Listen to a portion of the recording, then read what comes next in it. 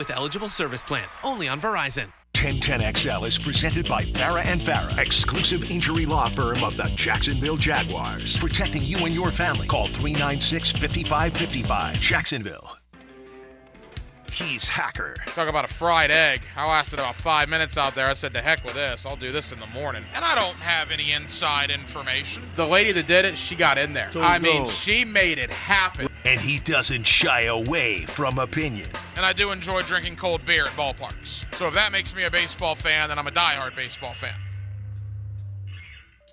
It's Hacker After Dark on 1010XL.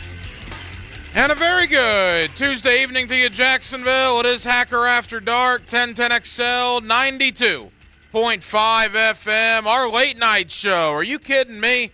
Ladies and gentlemen of Jacksonville, Florida, where else would you rather be? And I do mean where else would you rather be at 10:01 Eastern Standard Time than right here with Dylan Denmark and yours truly. And we certainly appreciate you staying up late with us. We got a ton to do. We got college football, spring football going on. We got the NBA. We got the NFL, obviously. We have a lot to get into over the next 2 hours. Guest lineup looks like this. Brent Beard, you see him on First Coast News. You get him weekly right here on Hacker After Dark. We'll do a little NCAA tournament, and then we will talk about Florida spring football. Florida State on the field today, their first practice of spring football here in 2024. So a lot of college talk with Brent Beard coming up in less than 20 minutes. We will also go up to the state of Virginia, Virginia Beach. Scott Jackson now does sports radio in Virginia Beach. He's part of the Commanders Radio Network. We'll talk about the brand new Jaguar kicker, Joey Sly. We'll also talk a little Washington Commanders as far as Dan Quinn, the former Gator defensive coordinator, what he's done in a very short time up in Washington. But primarily, Joey Sly, the brand new kicker here in Jacksonville. We'll get a little bit of info from Scott Jackson, again, of the Commander Radio Network and 94.1 FM in Virginia Beach. He comes up later on in the 10 o'clock hour. But as we do every night to kick it off right here on Hacker After Dark, we give you a big deal of the night and Dylan Denmark. Let's do that right now. Time now for the big deal of the night. What's the big deal? What is the big deal? No big deal. It is a big deal. On Hacker After Dark. You know, last year we got frustrated with Trevor Lawrence. Some of us got upset with Trevor Lawrence, myself included. Throw myself into that mix as well. I'm not going to throw stones in a glass house. I was upset with some of his performances. I was upset with some of the decision-making problems that he had. Particularly, you think back to the Baltimore game. That was a comedy of errors. So, yeah. Trevor did not have the year in 2023 that we all sort of expected him to have.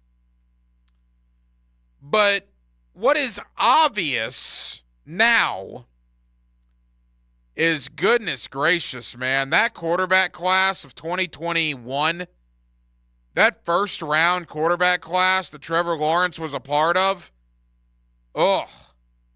other than Trevor, you got 4 busts, right? Can't you say that? Zach Wilson, huge bust in New York. Trey Lance barely saw the field in San Francisco. He's now in Dallas. Justin Fields was probably the second best quarterback in that group, but he was shown the door in Chicago. He's now the backup in Pittsburgh, traded for a 4th-round pick. And Mac Jones, who was also in that first round, is now Trevor Lawrence's backup here in Jacksonville. So as hard as we can be on Trevor, as sometimes as disappointed as we are in some of the things Trevor Lawrence does, I think it's very clear, plain as day, that of all the quarterbacks in 2021, the Jaguars clearly got the best one. It's not even close, not even in the conversation to be debated. Trevor needs to improve in certain aspects of his game, absolutely. But good heavens. From Zach Wilson to Trey Lance, Justin Fields to Mac Jones, what an awful, awful first round of quarterbacks. Now, Mac Jones did some nice things in New England. I thought he was dealt a pretty raw hand. I thought Justin Fields did some nice things in Chicago. That, to me, that's a puzzling one. Look, I'm not surprised Chicago traded him because they have the opportunity to draft Caleb Williams. All right, I can understand that. But nobody wanted Justin Fields. Nobody. He was rumored to Atlanta. He was rumored here. He was rumored there. Nothing. A fourth-round pick is all it took to get Justin Fields? A fourth-round pick. Trey Lance, San Francisco traded a bunch of draft picks to get him. That's what's really fascinating about the 49ers. That is arguably one of the worst trades in the history of the NFL. San Francisco making that trade for Trey Lance. With the draft capital they gave up, that was an abysmal trade. But because they got darn lucky, and I do mean darn lucky in finding Brock Purdy, it has not affected them.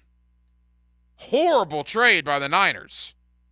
But it has not affected them like it probably should have because they got very lucky when they found Brock Purdy. And Zach Wilson was just a disaster in New York of epic proportions. I think he goes down among, Ryan Leaf, Jamarcus Russell conversation for a quarterback that either goes 1 or 2 in the draft. Just awful in New York. Absolutely terrible.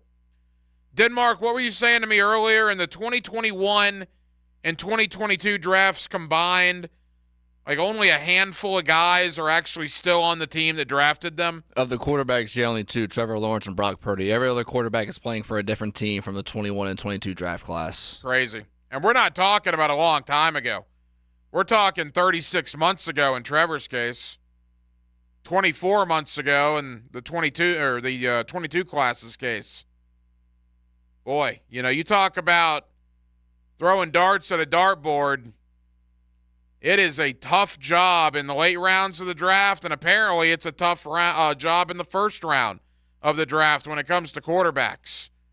Because many, many, many more first-round quarterbacks in the last couple of years have absolutely been misses, have absolutely been busts, as opposed to good picks. Here in Jacksonville, we have one of those good picks. Sometimes he looks like a great pick. Trevor Lawrence. He is now carrying the torch for the 21 draft class. Because Zach Wilson, Trey Lance, Justin Fields, and Mac Jones did not do that. We're not able to do that. We're not even close to holding up their end of the bargain. I can't imagine another draft 3 years later where 4 quarterbacks drafted in the first round are already on different teams. That's got to be a record. That's got to be something that stands by itself. I mean, that would be an ESPN stats and info type deal to look up, but I cannot imagine 3 years after 5 quarterbacks are taken in round 1, 80% of them are now with different teams. That is insane. And the only one that remains is, of course, right here in Trevor Lawrence. 641-1010 on the phone line and on the text line, designed by Lifetime Enclosures. The NCAA tournament, I guess, underway, right? I'm always a guy that really says it doesn't start till Thursday at noon, but we did have Wagner over Howard. That was a big one. Wagner over Howard. Right now, Colorado State is giving Virginia the beating in the first 4 games tonight. Colorado State up 13 on Virginia. That's a battle of who's going to be the 10 seed in the Midwest region. And again, Gator fans, at this time tomorrow, You could be doing a little scouting. Remember, Boise State, Colorado, they play tomorrow night. The winner of that game plays Florida on Friday, scheduled for 4:30 Eastern up there in Indianapolis. We'll do a lot on the NCAA tournament, certainly. We had Mark Wise on last night. We'll continue that conversation tonight and tomorrow, and we'll begin it with my buddy Brent Beard. You see him on First Coast News. You also get him weekly right here on Hacker After Dark. Let's talk a little NCAA tournament, and let's talk a little spring football. Florida was on the field today. Florida State had their first spring practice today with head coach Mike Norvell. They got to replace a lot of guys in Tallahassee. They got to replace Jared Verse and Johnny Wilson, Keon Coleman, Trey Benson, Braden Fisk, Jones and Green in the secondary. You just go on down the line. And, of course, life after Jordan Travis. Now it's DJ Ungalale on the, or I guess behind the scenes there for the Seminoles at quarterback. And we'll see what Mike Norvell does. Remember, a brand new contract, brand new extension for him. Spring practice in Tallahassee begins today. We'll talk about all that and more with Brent Beard. He's next on a Tuesday night edition of Hacker After Dark here in the city of Jacksonville. We're glad you're with us. It's 1010XL, and it's 92.5 FM. Jeff Prosser. There is no fountain of youth! Dan Hicken. What? The Drill. They came together as a team. Mornings I'd rather win. on 1010XL. Did we win? Men, are you suffering from erectile dysfunction or PE? The medical providers at Prime Men's Medical Center offer breakthrough treatments that eliminate problems in the bedroom without pain or surgery. 98% of men see instant results on their first office visit. Listen to a specialist in men's health. I'm Dr. Simovitz. Prime Men's Medical Center offers breakthrough medical treatments that eliminate ED and PE. Men are even lasting 90 minutes or longer, regardless of age or medical history. But that's not all. For a limited time only, call Prime Men's Medical Center now, and your initial consultation and first treatment are completely free. You'll see instant results right in the office. You'll even get a gift that enhances your performance in the bedroom. All this, worth hundreds of dollars, is free if you call now. 904-664-8217. 904-664-8217. That's 904-664-8217. Hacker here for Awaken 180 Weight Loss. Look, I've been on the program for 3 weeks, just 3 weeks.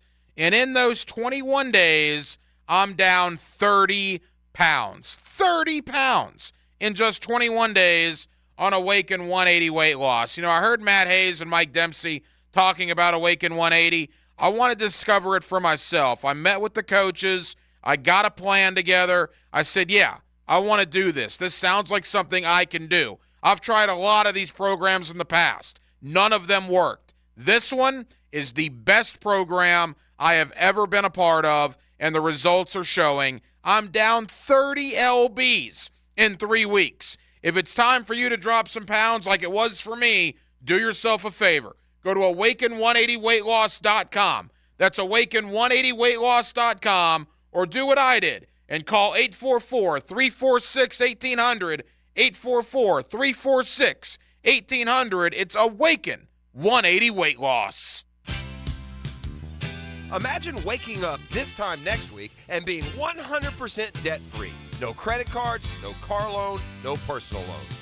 Hey, it's Prosser here, and Loan Pronto's Equity Express line of credit can make that happen. Homeowners are turning their home equity into cash almost instantly. With Loan Pronto's AI-based system, you can get approval in about 10 minutes with almost no documentation, no appraisal, and no hassle. You can get hundreds of thousands of dollars out of your home.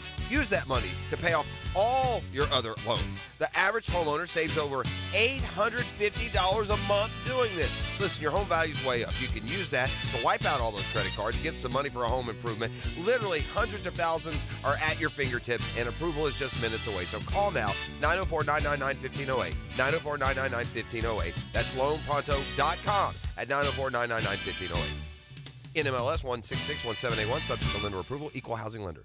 Looking for the perfect Saturday plans? Head over to Players Grill, where Saturdays are all about pizza and pints. Dive into a delicious pizza paired with your choice of Miller Lite or Yuengling draft beer for just $12.99. Pizza, pints, and a great time. Players Grill, where the neighborhood meets.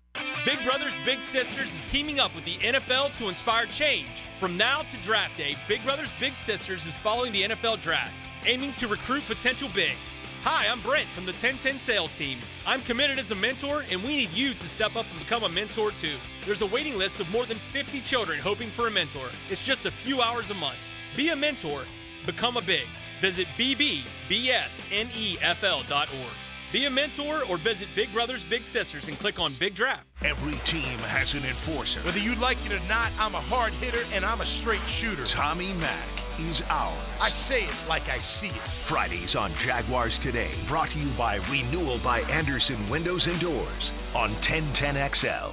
Doc Rooter is a full-service plumbing company that's locally owned and operated, fully licensed and insured. We'll be at your home in a timely manner, provide honest pricing, and ensure the job is completed correctly, or we'll make it right. Doc Rooter can handle all plumbing jobs, including repairing broken pipes, clearing clogged drains, to installing new fixtures, water heaters, garbage disposals, and full repipes for older homes. If you're stuck, call the Doc, 904-862-6769. That's 904-862-6769. This NFL free agency profile is brought to you by Universal Roof and Contracting. Experience the universal difference. Jacksonville's passing game added another weapon with Ravens receiver Devin Duvernay, a former third-round pick for Baltimore. Devin is a Pro Bowl return specialist. He was the top punt returner over the past 4 years and one of the league's better kick returners. Duvernay should help flip the field in Duval. Now that's what I call high-quality H2O. If you want high-quality water throughout your home, call your local water boy. We install equipment to solve any water problem. WaterBoyJAX.com. Hey sports fans, this is Hayes Carlyon for QC Kinetics. This is the time of year to enjoy life. Stop letting that pain in your joints keep you from doing what you love to do this spring. Call QC Kinetics now. Set up a free consultation. Call them at 904-274-5522. They've got 2 great locations, Mandarin and Ponte Vedra Beach. Go see them. QC Kinetics is the nation's leader in regenerative medicine. I'm talking lasting joint pain relief with no surgery, no drugs, and no downtime. It's a fact. QC Kinetics is literally transforming lives. Their advanced treatments harness your own body's ability to restore and repair damaged joint tissue. Pro athletes have been doing this for decades, but now this life-changing treatment is available for you. So you can walk and run and climb stairs and play golf and move again pain-free. 904-274-5522. That's QC Kinetics. Call them today. 1010XL is presented by Farah and Farah, exclusive injury law firm of the Jacksonville Jaguars. Protecting you and your family. Call 396-5555. Jacksonville. Let's ring up another guest on the All-Pro Roofing phone line. Back here on 1010XL and 92.5 FM in the city of Jacksonville. It is a Tuesday evening, and we are glad you are with us. The NCAA tournament begins, well, it effectively began earlier this evening. Of course, the round of 64 begins Thursday at noon. There are a number of Southeastern Conference teams, including the Florida Gators. And speaking of the SEC, spring football going on for every SEC school. And in Missouri's case, they're already done with spring football, if you can believe that. We got a lot to discuss with that. Let me bring in my friend Brenton Beard. You see him locally on First Coast News, and you always get him weekly right here on Hacker After Dark. Mr. Beard, how are you, sir? Just a wonderful time of year. I mean, it's still cool enough to appreciate it, and we've got the tournament that is basically going on the whole week. And then you've got a different team almost opening up every day in spring football. It's a very undervalued time of year, but it's one of the better ones. No, I agree. March, April, I really like these 2 months outside of football season, no question about it. And let's get into the NCAA tournament, Brent. I want to obviously spend some time on Todd Golden and Florida, but boy, a good year for SEC basketball. A lot of teams in the tournament. A lot of teams think they can make runs, although you look at, I believe, Auburn and Alabama. Well, you talk about traveling. Goodness gracious. They got to go way out west, both of those Alabama schools. But how did you think the SEC fared as far as Selection Sunday? Well, I thought they did great. I mean, we remember well the years when the SEC struggled to get 3 teams. But now they are, and I don't know if it's going to play out this way, but they are easily one of the better conferences, if not the best conference in the nation. I mean, they have really overtaken the ACC. I know some old blue blood folks would not agree with that, but I think that has happened. And right now, you've got the 2 best conferences are probably the SEC and the Big 12. Now, again, the committee puts a lot of these teams into a situation where they're not going very far. I mean, Mississippi State in an 8 plays Michigan State in a 9, and then after that you've got to play a 1, which is never easy by any stretch. South Carolina's just glad to be there. I don't think they'll last very long. Kentucky, a lot of people are in love with Kentucky, and but particularly them to go in the Final Four, the Elite 8. And I'm just thinking, I know they've got the talent, but we just haven't seen that. That really has not been the way they are. This is the best Tennessee team we've seen in years, and they may actually be able to get past the first or second round that Rick Barnes usually doesn't do with Connect. That's going to be helping them. Auburn is good enough to where they could win the whole thing, but they're not going to beat UConn. I do think Florida's good enough to where they can make the Sweet 16. You don't want to play A&M because A&M is the best offensive rebounding team in the nation, and they can actually go a round or 2. But again, they're a 9 and playing an 8, so that means you're playing a 1. And then Alabama has got Charleston, and unfortunately Alabama has, I'm not going to say faded, but they've struggled toward the end with injuries, and they they could not defend you and me on the court. So they've got their flaws and they've got their faults, but it is still a wonderful year for the SEC. Brent Beard, you see him on First Coast News. You get him weekly here on Hacker After Dark. Yeah, that Alabama-Charleston first-round matchup in, I believe, Spokane, Washington, that'll be highly attended by the locals out there. I mean, family and friends only, yes. Good heavens. You're going to take 2 southeastern schools and transport them up to the great Northwest for first-round action. Let's get to Florida. A good year for Todd Golden. Unfortunately, the Micah Hand-Lockton injury. We'll see how they can overcome that. But, Brent, there were questions about Golden. You and I had that conversation at the end of last year, right about this time. And quite frankly, there were questions about him 2 months ago. They turned it around at the midway point. He is rewarded with a 2-year contract extension. And I think certainly it looks like now, Brent, the arrow pointing very much up for Todd Golden and this Gator basketball team moving forward. Yeah, there's no question. The shame of it is you would think as a 7. And look, I thought they should have been a 6. If you're playing in your championship game of your conference, why should you fall? I know Auburn beat them handily, but my Stars, I mean, they played from Thursday to Sunday and should be rewarded for that instead of penalized for it. And the way they're penalized for it is they after their first round game, they turn right around. You're going to have to deal with Marquette. But look, this is a really good basketball team. That they have certainly proven that they are really good inside out. They do have, and I'm really hated to see the injury to Micah, but the good thing is they've got some depth. Walter Clayton is tremendous. Condon and Samuel are. Look, if they get a break or two, I would not be shocked if they're able to go at least a couple of rounds. But I think Todd Golden has given Gator fans a lot of hope because, frankly, Hack, you could argue that going down to the last 3 weeks of the SEC schedule, Florida played as well as anybody in the league. No, I agree with that. And I was talking to Mark Wise from ESPN about this last night. I agree with you that Florida should have been a 6, but then the NCAA came out with those 1 through 68 rankings, literally the way the committee seated them. And take South Carolina. South Carolina was number 24. Florida was number 25. So what does that mean? Well, it means Florida's the highest ranked 7 seed, if you will, and South Carolina was the lowest ranked 6 seed.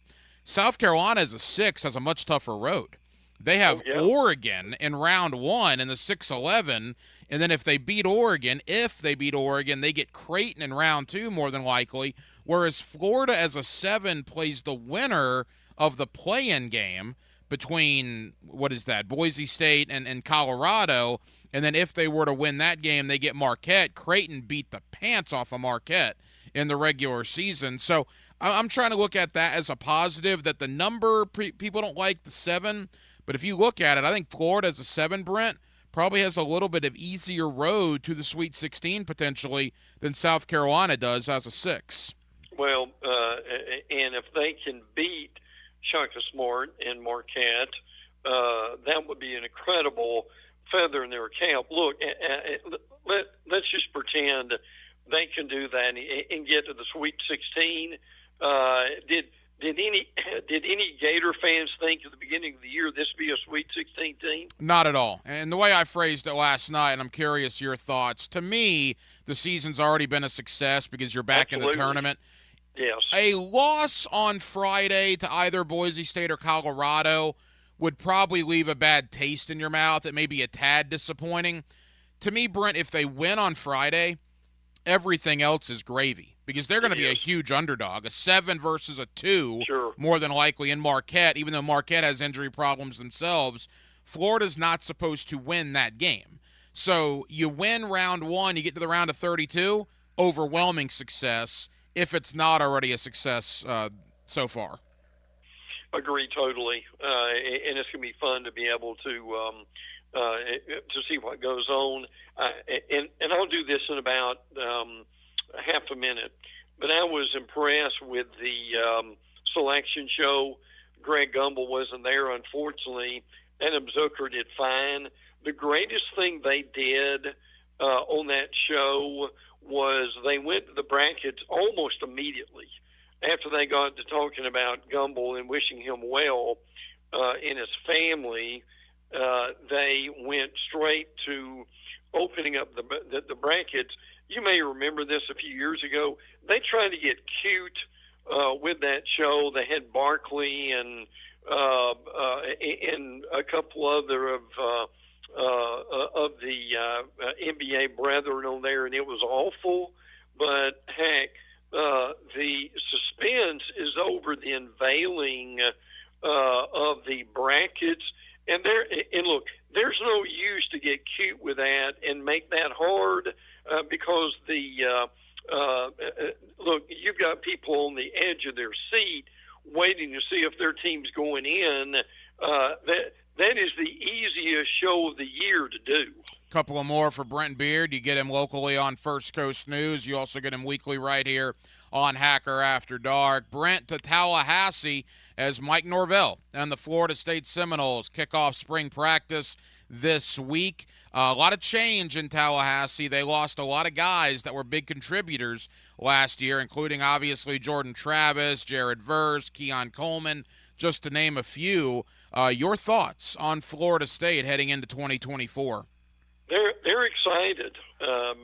You could really tell that when the coaches were interviewed, and they were talking about this team that is coming back on the offensive line. Jeremiah Byers, Julian Ormella, Ty Hilton, those are guys that they've talked about that they like. Lawrence Toafili is coming back at running back. Rodell Williams from Alabama, who has gained about 10 pounds. He's almost bigger than some tight ends, and is really a tough player. Is going to add a lot to them, I believe. I'll be honest with you. I am still not sure if DJ Uiagalelei is who they need to have at quarterback. I mean, the jury's out on that. Hopefully he'll be okay all the way around, but they think they've got speed and they've got enough guys coming back to where they're going to be. Well, I'm not saying they're going to win the conference and be 12-0 again, but they are and could very be good. So, and they've got a couple of guys. Eric Little comes over from Alabama. We mentioned Benson, and also Williams. So, frankly, if Uiagalelei can play well, and I think they've got enough early games, particularly with like Georgia Tech and Ireland. I mean, that they'll win that game. That's a venue game more than it is a real game. So I can see why they're excited in Tallahassee. Of course, Cal, Stanford, and SMU, really interesting ACC trio that are joining the league this year. Brent, with the teams that the ACC has, is it still as simple as it's either going to be Florida State or Clemson? I mean, is that where we're still at? Yep. Now, I will give NC State credit. NC State is one of the few teams that's like won 8 games in the last 4 years, and that does mean something.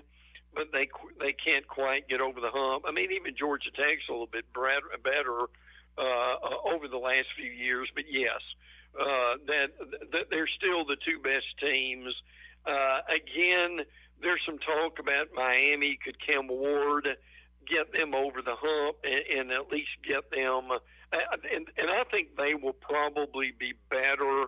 But yes, Clemson, Florida State are still the 2 teams to beat. Brent, as we begin to wrap up, give us a few tidbits from Gainesville. Spring football back in session after spring break for the Gators. And I see in your notes here a couple of the transfers that Florida brought in, thought very highly of when you rate the transfer portal guys this last offseason. Oh, yeah, Joyce Lankman from Penn. Now, again, people cannot get caught up in where these guys come from, because a lot of these guys are players. It doesn't matter. I know people wish that was Penn State, but I get it. Now, look, Pup Howard of South Carolina, I've heard you talking about him, and I know you've covered him being a local guy. He's a linebacker. Have you ever talked to him, Brent? I've seen. I haven't, but I've seen interviews and so forth. He is an unbelievably impressive young man. Yeah, I would agree with that. And frankly, once he gets going, he can wreck a lot of havoc. So I think he could be a real plus for them. Jameer Grimsley from Alabama, the defensive back, he didn't play that much, but he has a lot of potential. So, there's 3 of them.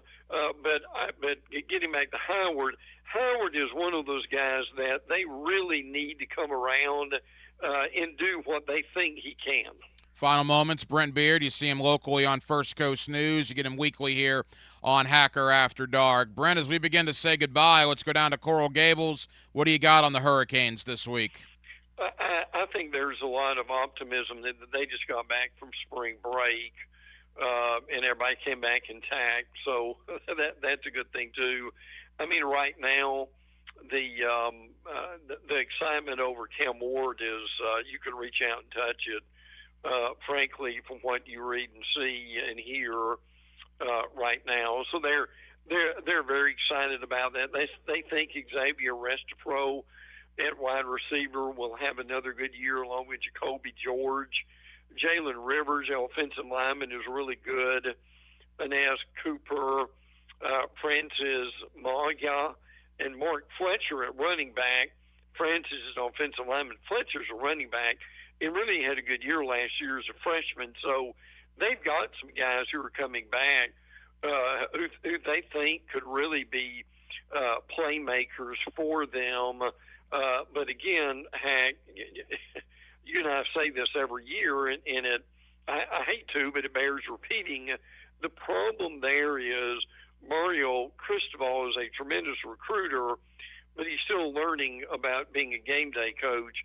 And what they've got to get over is he did this at Oregon, they have just an absolutely inexplicable, mystifying loss every year, like the Georgia Tech loss, or 2 years ago, the Middle Tennessee loss. So my point is, if they can really get going with Ward and they can avoid these unmitigated awful losses, could they be a lot better, and we think they might? That's a thought, and that's certainly a big one, August 31st against Florida. And you talk about Jalen Rivers. He's back at Miami for like year 8.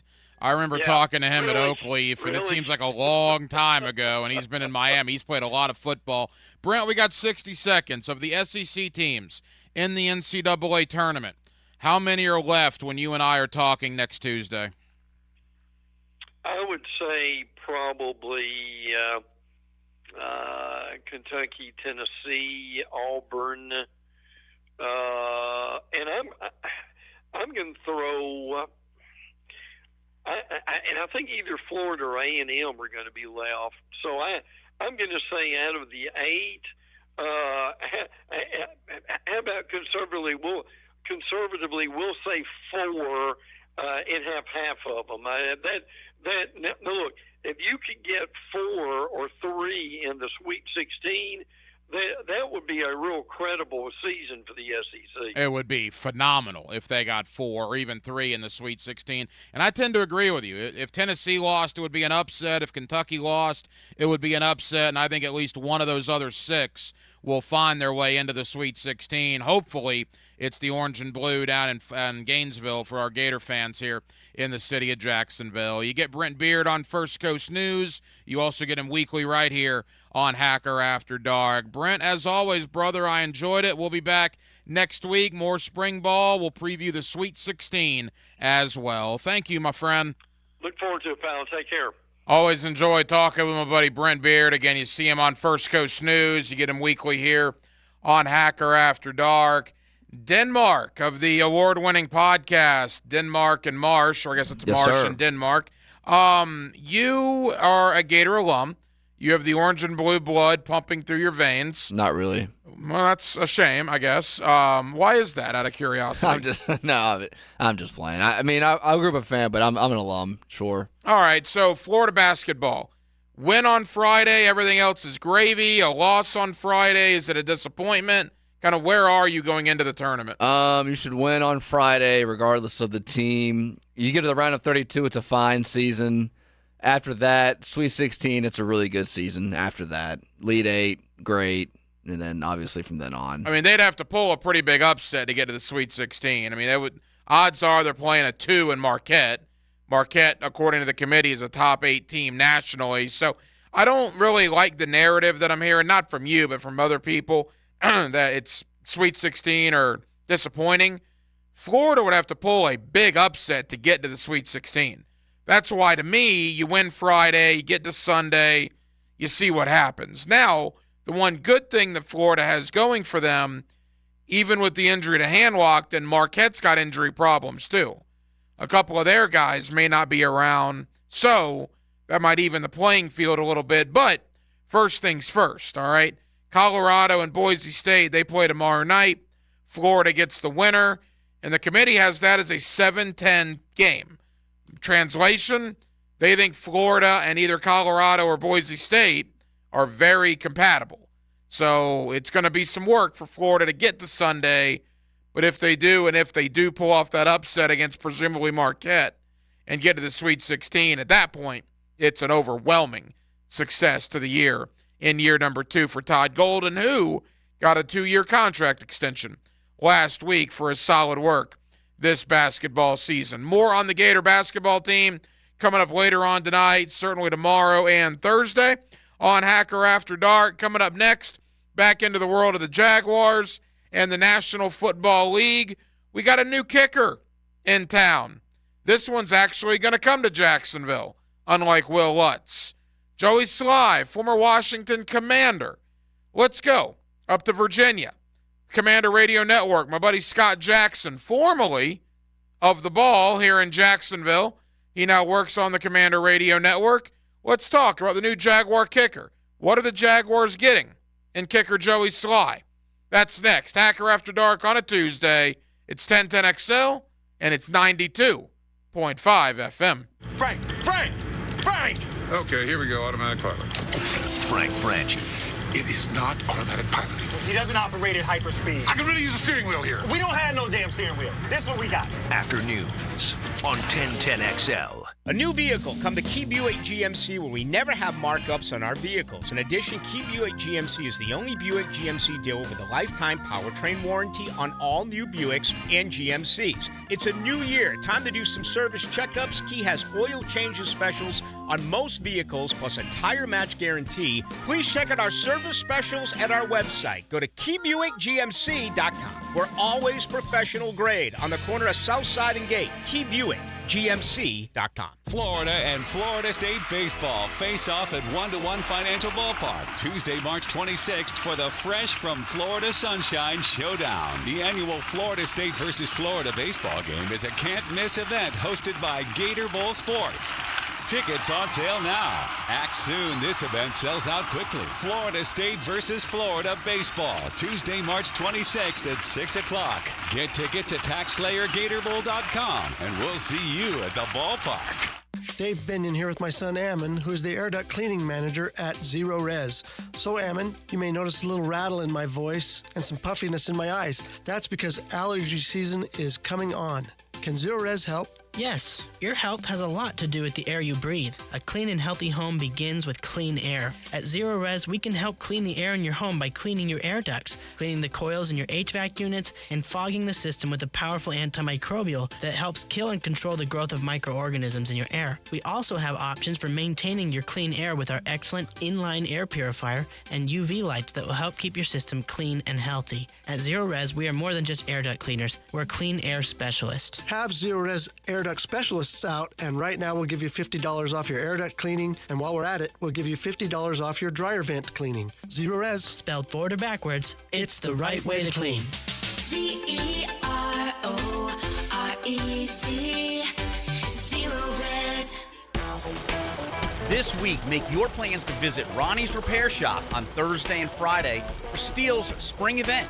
That means you gotta see it to believe it pricing on Ronnie's huge inventory of Steel handheld equipment, including edgers, trimmers, blowers, and more. So whether you manage an entire yard maintenance service or just your own yard, plan to be at Ronnie's Repair Shop on Sunbeam Road this Thursday and Friday for Steel's spring event. Ask about in-store pricing on real Steel equipment. This date in sports history is brought to you by Southeast Orthopedic Specialists. On March 19, 1955, San Francisco beat LaSalle 77-63 in the NCAA Men's Basketball Championship. And future Hall of Famer Bill Russell is named MVP. It's March basketball. That means a host of top teams will be competing for the NCAA title. When it comes to commercial painters, there's also some healthy competition out there. Jason Parker with Performance Painting. To help you know the right questions to ask any painter competing for your business this year, visit PerformancePaintingJax.com. Or if you're ready for a friendly quote, give us a call and ask about our free pressure wash promotion for your next project. Performance Painting, quality coatings applied with pride. Performance Painting. Starting March 18th for 3 days only, shop limited-time doorbusters during Lowe's MVP's bonus days. Buy one Metabo HPT 15-degree roofing nailer. Get one box of Metabo HPT 1 1/4-inch collated roofing nails free, a $49.98 value. Plus, save $39 on a Little Giant A-Force 6-foot 300-pound stepladder. Shop these deals and more while supplies last. Lowe's knows pros. Valid 3/18 through 3/20. Selection varies by location. When is the best time to buy a Yamaha Wave Runner? Right now. Make a splash this summer on a new Wave Runner from Ride Now Power Sports. No matter how you like to ride, Ride Now Power Sports has the model to fit your style. And for a limited time, receive a 5-year extended warranty on select new Yamaha Wave Runner purchases. Maximum fun, now with maximum protection. Only at Ride Now Power Sports in Jacksonville, 6407 Landing Boulevard, or online at ridenowjacksonville.com. Picking here, you know at Zero Res they love rugs. Fine oil rugs need to be cleaned with the right equipment and careful training. My guy at Zero Res, Gerard, is a certified master rug cleaner and has been cleaning rugs for more than 5 years.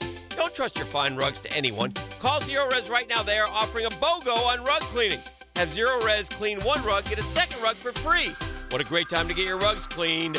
Zero Res, man. Spell it forward, spell it backwards. Zero Res. It's the right way to clean. Zero Res.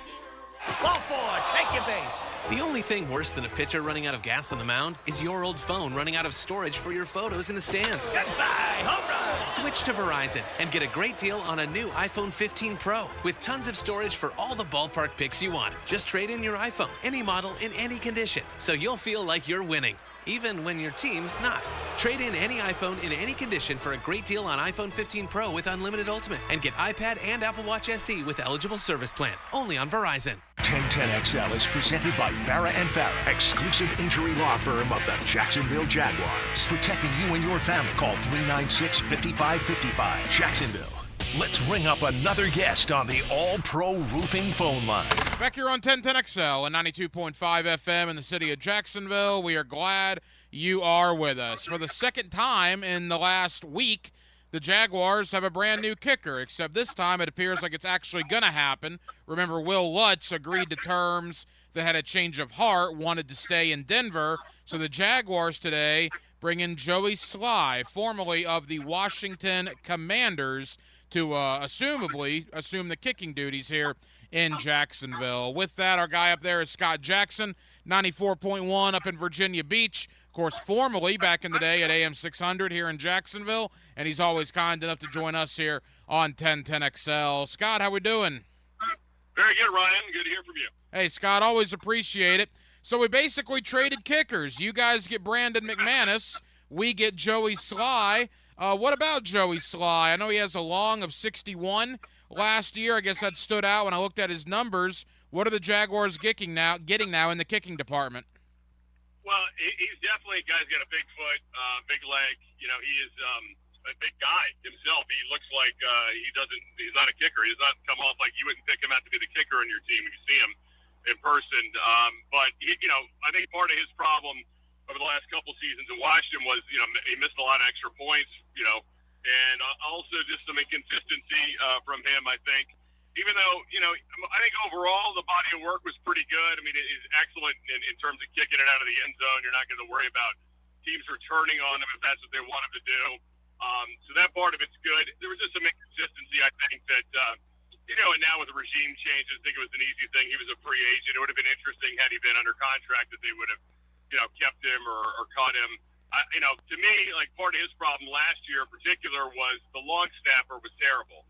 And they ended up cutting him, and I think there were some times where Joey would take the heat for it, and in reality was the timing was thrown off because the snap was bad, and Tressway, who was their holder, always had to feel like he was like doing a Harry Houdini act to try to save the hold, because the snap was so lousy.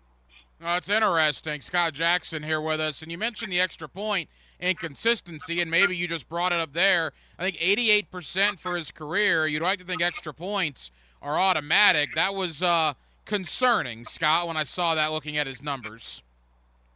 Yeah, and there was a couple of them that just like they earned games and it was tight games. You're like, oh, that's going to come back and hurt you and things like that. But yeah, I mean, look, there were so many problems with this team last year.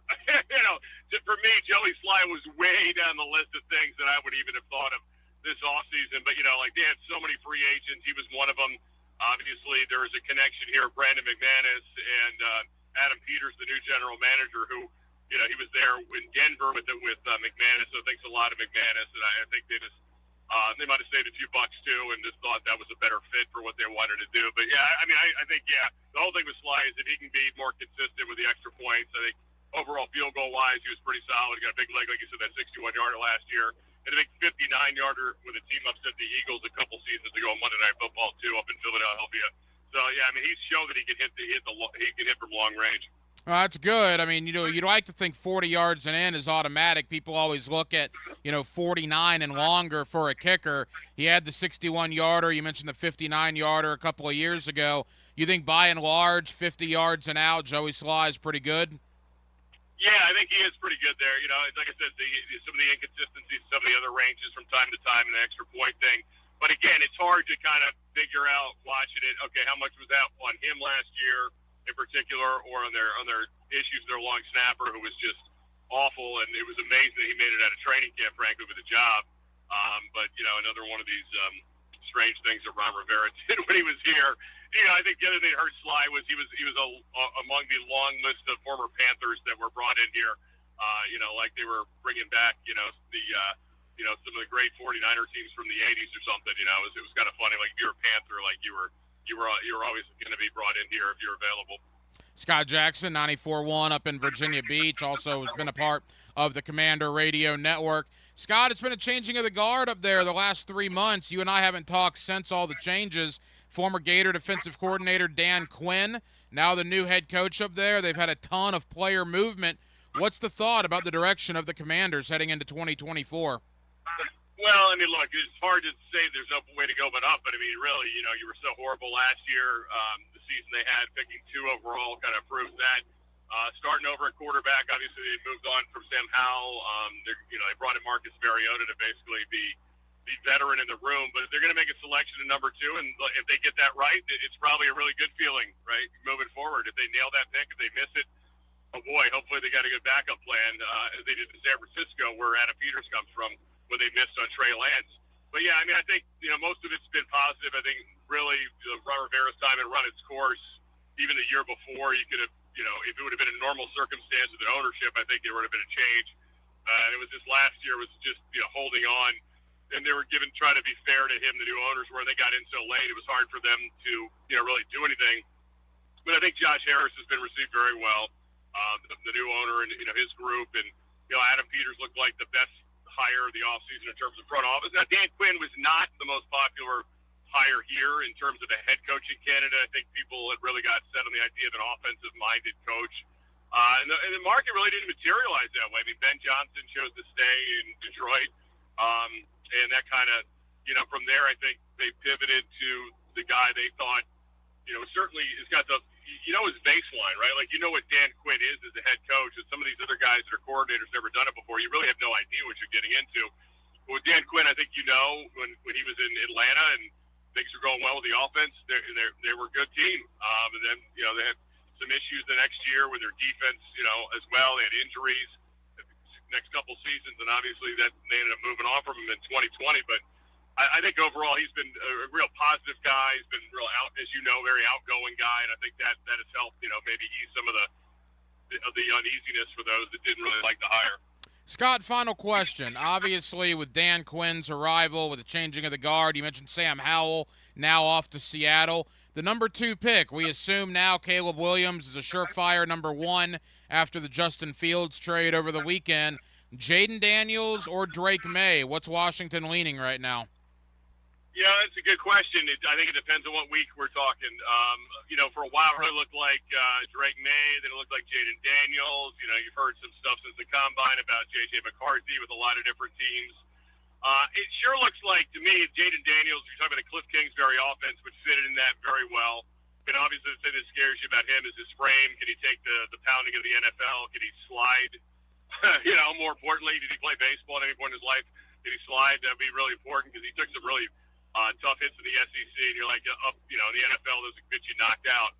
Hopefully, if he is the guy, he learns his lesson no matter where he goes next year. And I think Drake May, what people sleep on is, Phil Longo was his OC a couple seasons ago, and he's a guy who comes from this air raid system, much like Cliff Kingsbury. So I think May could play in the system as well. So I think they've got some options there, and it's just going to boil down to who they think, is better suited for what they want to do in the long term, and who can understand it, and who can develop better. Who's obviously the most coachable of those 2 guys. So it's a huge decision. I mean, right out of the gate for this new group. I mean, if they nail it, like I said, they're looking good. But you know how it goes. If you miss it in the quarterback position, man, that's something that really can throw the Bills back many, many years. Yeah, a lot of interesting veterans brought in as well. Bobby Wagner, Dante Fowler among them. Should be a very interesting season up there in the nation's capital. Scott Jackson, 94.1 up in Virginia Beach and the Commanders Radio Network. Scott, always appreciate the time, brother. We'll do it again later this summer. All right, thank you, Ryan. Appreciate your time. No static ever. Download the free 1010XL app for Apple and Android devices and take us with you wherever you go. 1010XL. There are only a few things the government does well, and processing passports is not one of them. Hello, it's Congressman Aaron Bean, and taking care of constituents in Northeast Florida is a top priority. If you need help with that passport, the VA, Social Security, or any federal agency, call my office, 904-557-9550, or visit bean.house.gov. I'm Congressman Aaron Bean, and serving you is what we do. Paid for by official funds authorized by the House of Representatives. Have you tried golfing at the improved Cimarron Golf Club? If you haven't, tell you what, you're missing out on the best deal in Jacksonville. Now, many of you have received a postcard in the mail, and of course, if you bring that with you, $45 plus tax to play. That includes a cart, lunch, and a beer at the brand new Stone Barrel Tap House. Now, go to the website, that is CimarronGolfClub.com, and sign up for the Wild One Loyalty Program. That's the Wild One Loyalty Program, and get all of these specials emailed to you from Cimarron. Get ready for an unforgettable musical journey with the incredible Claire Vandiver at Players Grill Mandarin. Influenced by indie rock to modern pop, Claire's unique sound is a breath of fresh air. Come listen to Claire Vandiver Friday, March 29th at 8 p.m. Players Grill, where the neighborhood meets. Are you tired of living with constant pain from torn ligaments or nagging tendinitis and bothersome joint pain? Say goodbye to endless medications and invasive surgeries. Go BioTarget Regenerative Treatment is available only at injury care centers. Their innovative approach helps you recover faster and get back to doing what you love without drugs or surgery. Don't just treat the symptoms, target the root cause with BioTarget.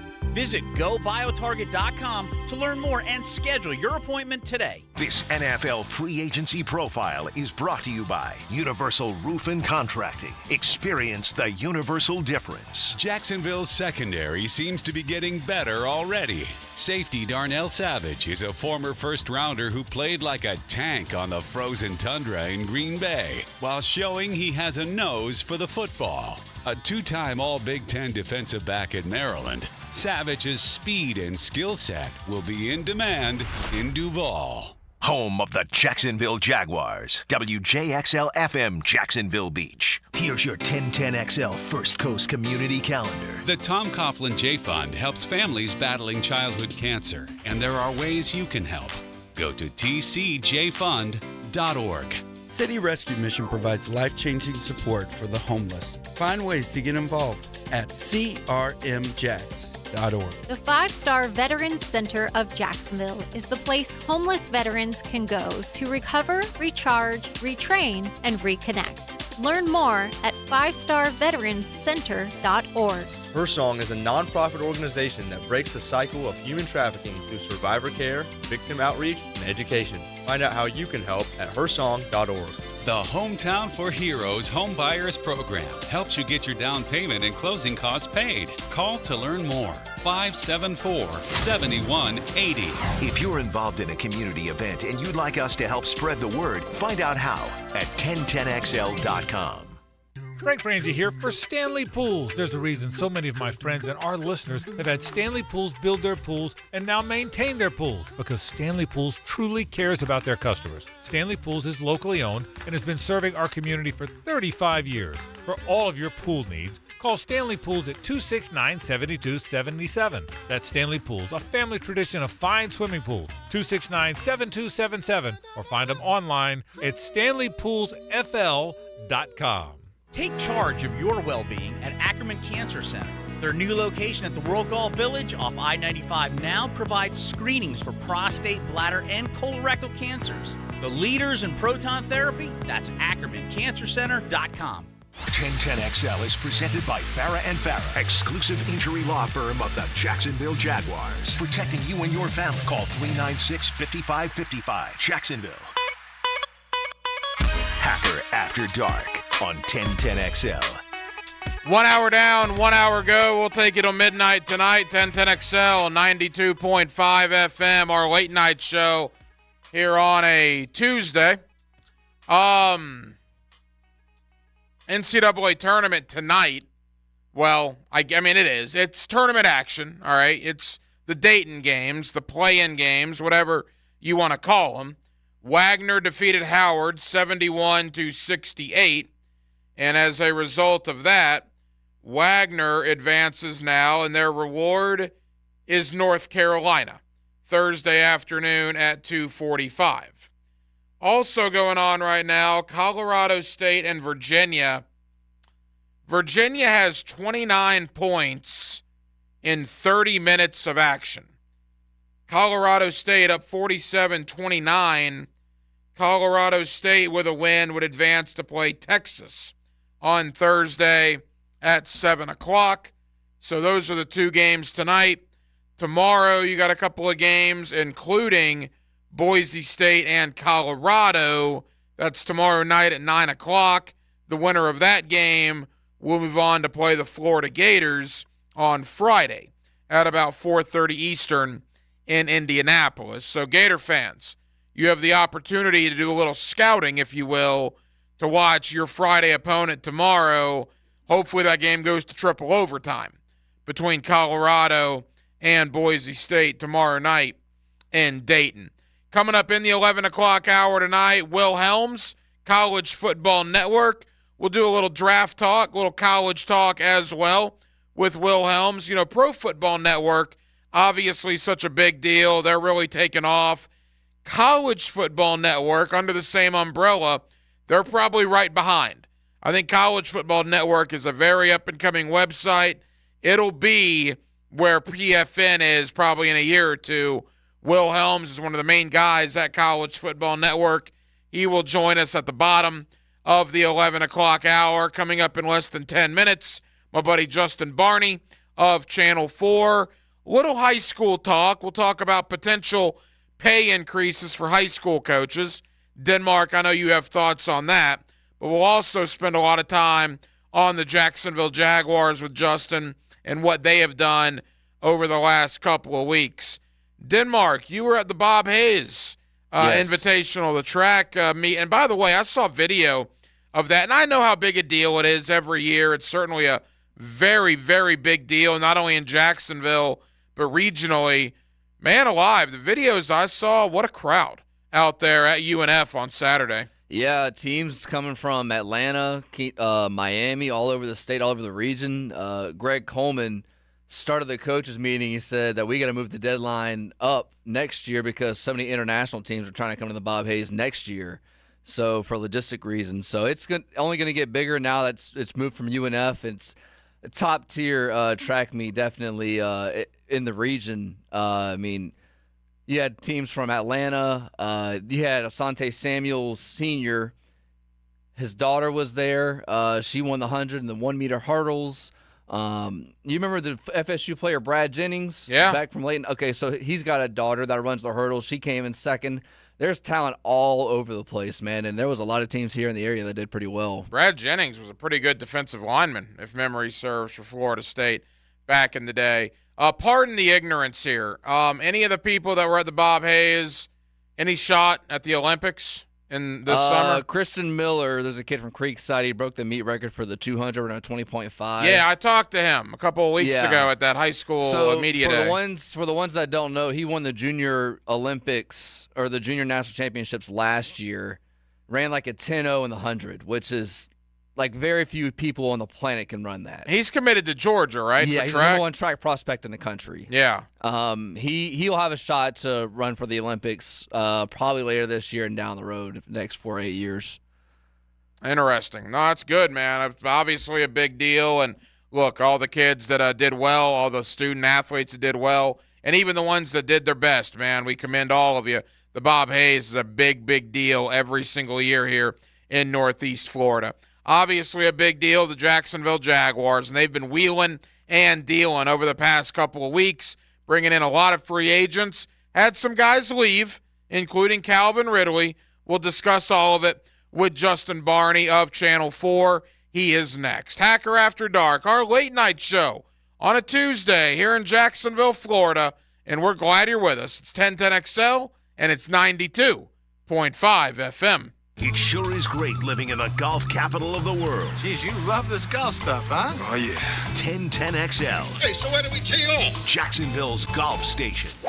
I'm Jeff Middlecoff with Trustline Mortgage. My business partners, Alan Tyre, Bill Pappas, and Ken Rimley, have been helping first-time homebuyers with their mortgage financing all over Florida for 34 years. First-time homebuyers can get no or low down payments, anywhere from 0 to 3.5% down. As a first-time homebuyer with Trustline Mortgage, you get added benefits for doing your loan with us, like lower rates on your mortgage insurance and lower closing costs. Oh, and did I forget to mention that Trustline gives first-time homebuyers better mortgage interest rates? Here's the bottom line. Trustline Mortgage wants to help first-time homebuyers accomplish your goal of home ownership. That's why Trustline Mortgage is offering the best first-time homebuyer benefits around, period. Trustline Mortgage delivers with no and low down payments, lower closing costs, and better interest rates. Call Trustline Mortgage today at 381-LOAN. Yes, 381-LOAN to find out how we can help you buy your dream home. Or visit our website at trustlinemortgage.com. Trust your instincts and follow the line to Trustline Mortgage. Certain restrictions apply. See office for details. Trustline is an equal housing opportunity. MLS number 331480. Hear the Florida Gators all season on 1010XL. Brought to you by Renewal by Anderson, the official window and door replacement partner of the Jacksonville Jaguars. And by Farah &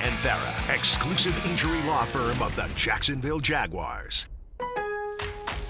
Starting March 18th for 3 days only, shop limited-time doorbusters during Lowe's MVP's bonus days. Buy one Metabo HPT 15-degree roofing nailer. Get one box of Metabo HPT 1 1/4-inch collated roofing nails free, a $49.98 value. Plus, save $39 on a Little Giant A4 6-foot 300-pound step ladder. Shop these deals and more while supplies last. Lowe's knows pros. Valid 3/18 through 3/20. Selection varies by location. Hey gang, Hicken here. March is Workplace Eye Wellness Awareness Month. Here's a tip for those in front of a computer all day. Follow the 20-20-20 rule. Set a timer as a reminder to look 20 feet away every 20 minutes for 20 seconds. This can be as simple as looking away from your computer screen or out the window. If virtual meetings keep you in your seat for extended time, shut your eyes for 20 seconds. Call or visit bowdeneye.com today to schedule your consultation. Bowden Eye, keeping the first coast focused. There's a reason it's called madness. For the win. And he hit it! Every game could drive you insane. Follow the madness and listen for live tournament updates on 1010XL. Brought to you by Duck Duck Rooter Plumbing, Septic Service, and Air Conditioning. Hi, I'm Sean Monahan from Monahan Jewelers in Atlantic Beach. Since 1977, we've been Jacksonville's local family jeweler with a beautiful selection of fine jewelry and certified diamonds. But we're also Jacksonville's leading buyer of gold and silver and diamonds from the public. Gold has recently hit an all-time high at over $2,100 per ounce and hasn't been at this level in 13 years. Pay bills, buy something fun. Now is the time to sell your gold for cash and get top dollar at Monahan Jewelers in Atlantic Beach or book online at monahanjewelry.com. Hello, First Coast. I'm sure by now you have seen our bright green GFL trucks and containers throughout the greater Jacksonville area. We're an industry leader in solid waste and would love the opportunity to earn your business. We're committed to customer service, reliability, and have an unwavering focus on safety. Whether commercial or construction, let us haul your waste away. Call 904-760-5880 to get a quote today from GFL, Green for Life.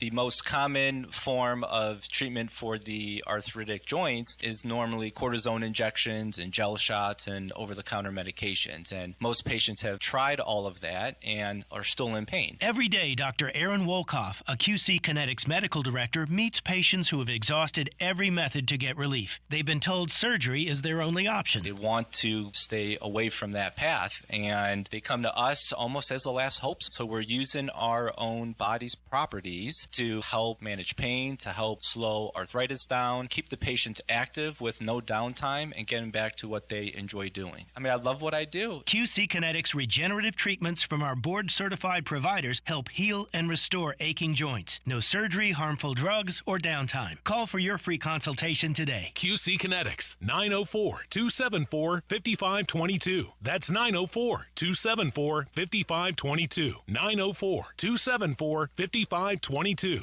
Discover the difference that local expertise makes at First Coast Lighting and Fans. Visit their showroom at the Avenues and browse high-quality products to match your desire for elegance, quality, and uniqueness at First Coast Lighting and Fans. Ball forward, take your base. The only thing worse than a pitcher running out of gas on the mound is your old phone running out of storage for your photos in the stands. Goodbye, home run. Switch to Verizon and get a great deal on a new iPhone 15 Pro with tons of storage for all the ballpark pics you want. Just trade in your iPhone, any model, in any condition, so you'll feel like you're winning, even when your team's not. Trade in any iPhone in any condition for a great deal on iPhone 15 Pro with Unlimited Ultimate and get iPad and Apple Watch SE with eligible service plan. Only on Verizon. 1010XL is presented by Farah and Farah, exclusive injury law firm of the Jacksonville Jaguars. Protecting you and your family. Call 396-5555. Jacksonville. Let's ring up another guest on the All-Pro Roofing phone line. Back here on 1010XL at 92.5 FM in the city of Jacksonville. We are glad you are with us. Let me welcome in Will Helms of College Football Network, who's done a lot of mock drafts with Pro Football Network. Of course, they're under the same umbrella, and Will is always kind enough to join us here on 1010XL in Jacksonville. Will, how you doing? Doing well, Ryan. How you doing? Hey, Will, we're good, man. Thank you for the time.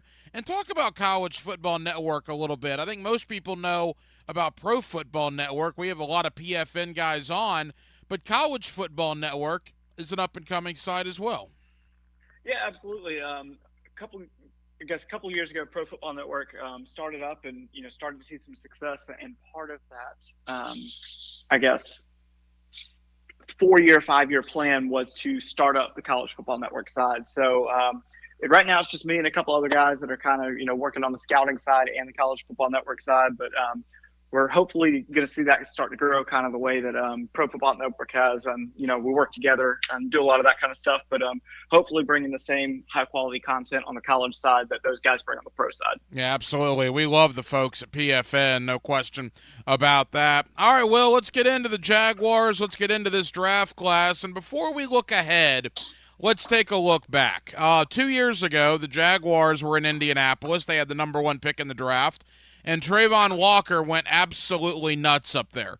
2 years into his career, amidst the collapse the Jaguars had at the end of this season, I thought Trayvon Walker was actually one of the bright spots, the way he played down the stretch.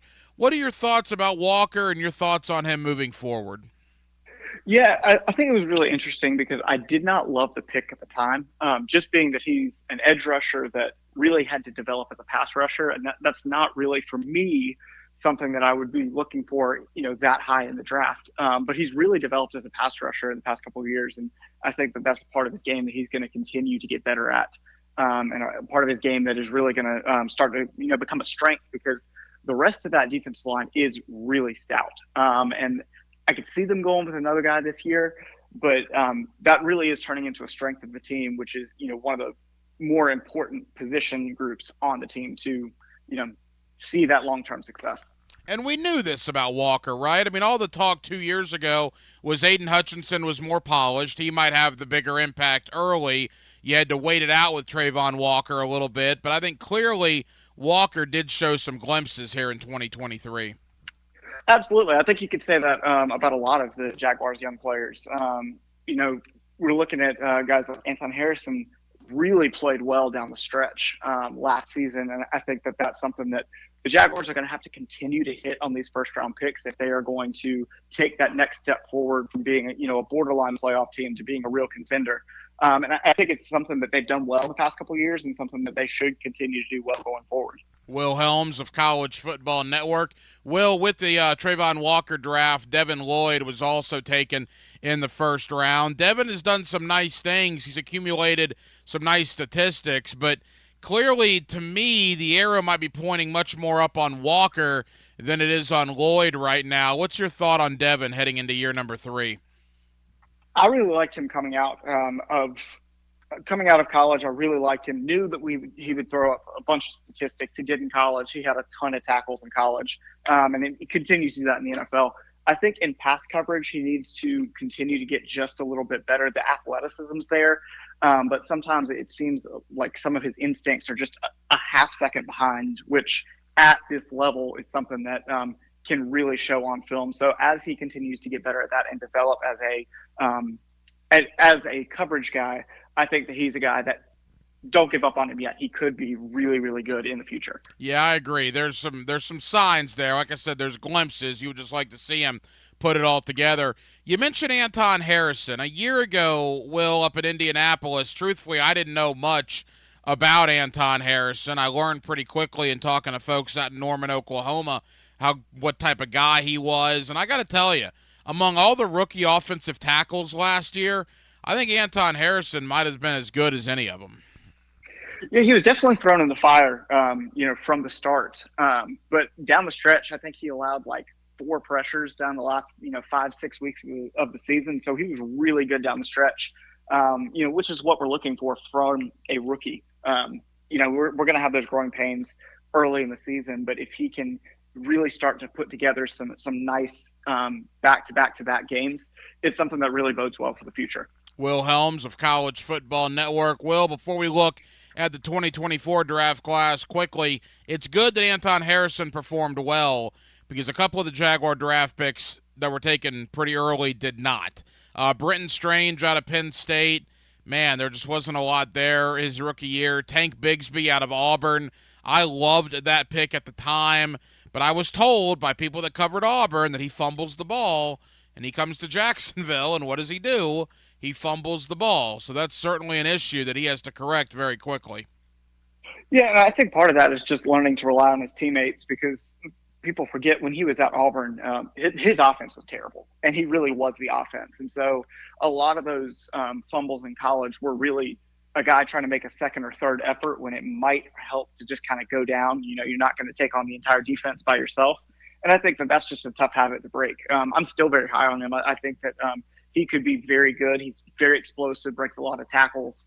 I did not think he got a lot of opportunities last season, and it, partially was because if you can't trust him to hold on to the ball, you can't trust him to be in the game.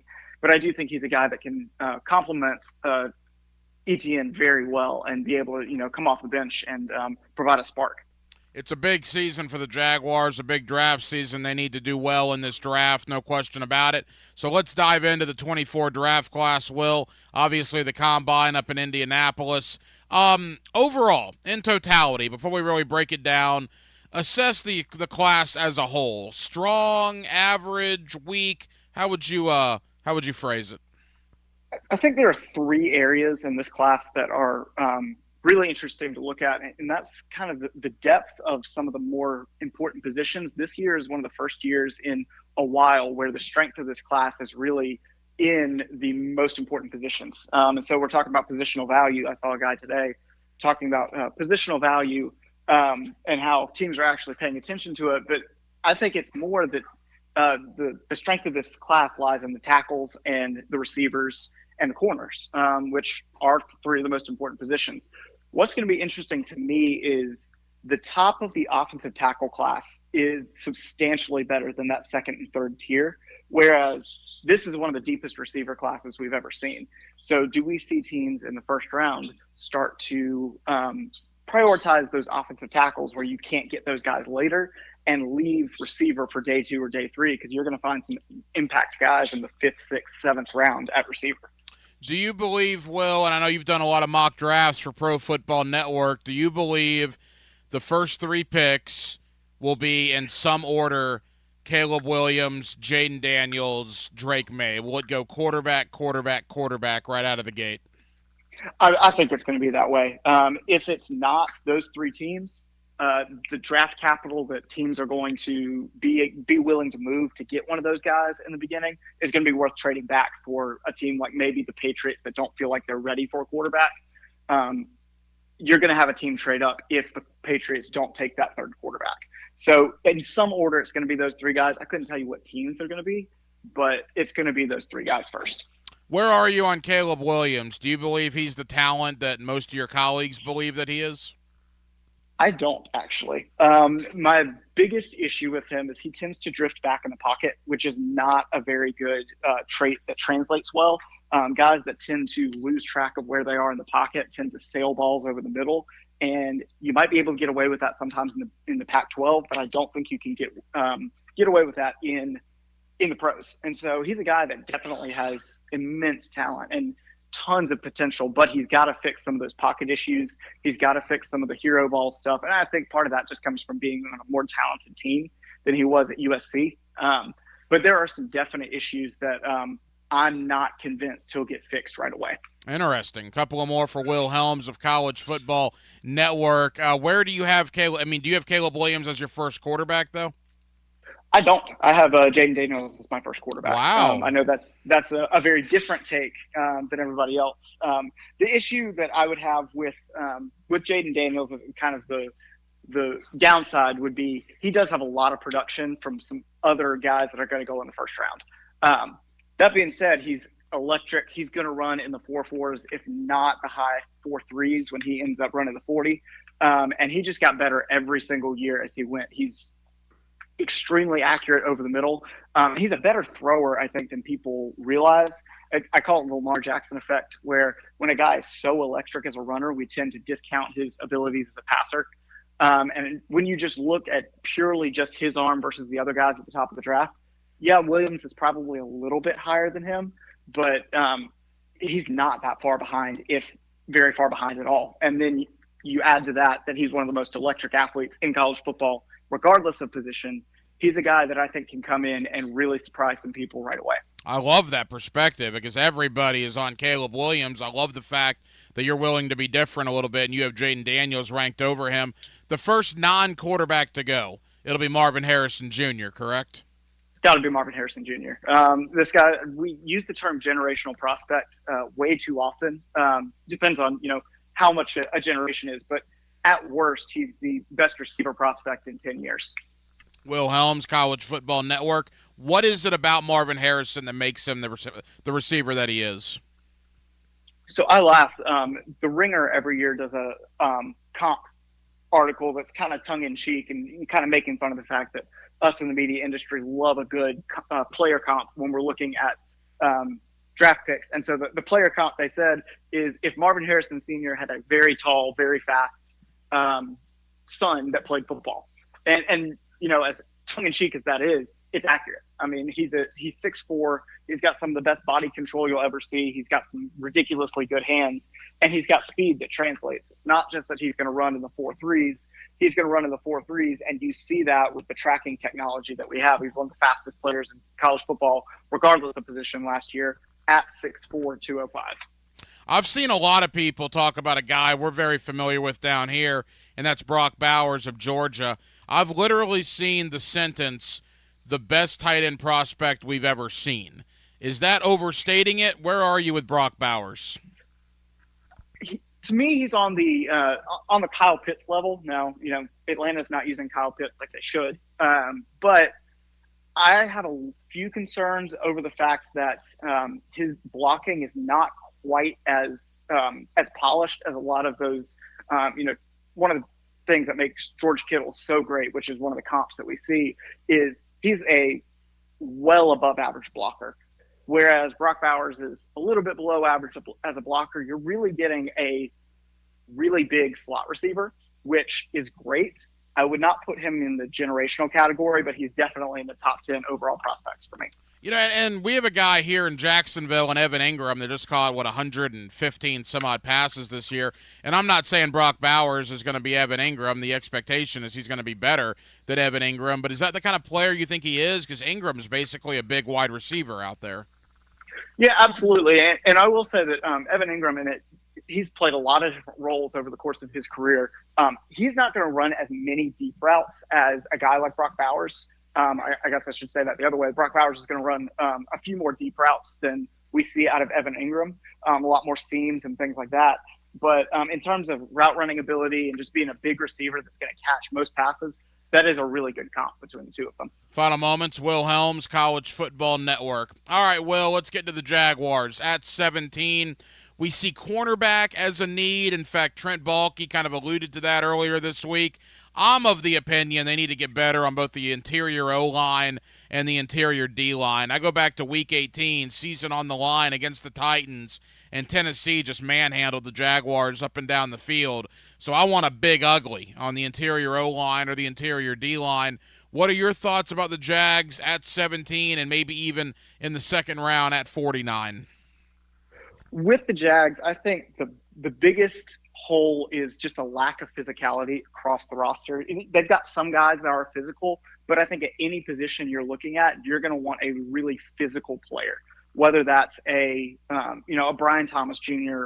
at receiver or a Cooper DeJean at corner, or even one of those big uglies, on the interior offensive line or defensive line. Whatever position they take, I think it's more important that they find a guy that can bring an edge and some physicality to the roster, because they kind of got soft down the stretch last year. And I think that bringing in a guy that, if you're going to bring in a defensive tackle, make sure he's a guy that can get after the passer and can really disrupt the game. If you're going to bring in an offensive, interior offensive lineman, maybe bring in a guy like Jackson Powers Johnson, who has positional versatility and is physical, up front, and just bring some more physicality to the team, because I think that's something that the Jaguars lacked a lot last season. Completely agree with you. Absolutely agree. And to Jackson Powers Johnson, I've never in my life seen a player from Eugene, Oregon be more popular in Duval County, Florida than Jackson Powers Johnson is. That's all the fan base is talking about, primarily because most of them are done with Luke Fortner,